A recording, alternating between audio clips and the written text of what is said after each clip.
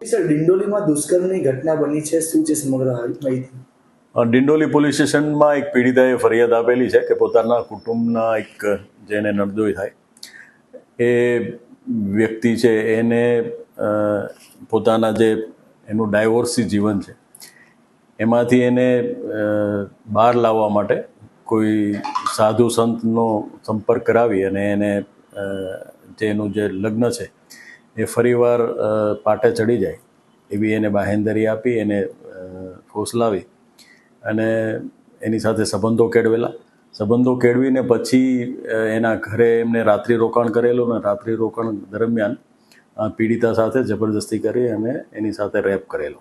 એ મુજબની ફરિયાદ આપતા પોલીસે તપાસ હાથ ધરી અને આ સંબંધે બે આરોપી જે છે મોહિત પાટીલ અને પ્રવીણ સૂર્યવંશી બંનેને અટક કરવામાં આવેલા છે અને હાલ પોલીસ તપાસ કરી રહી છે.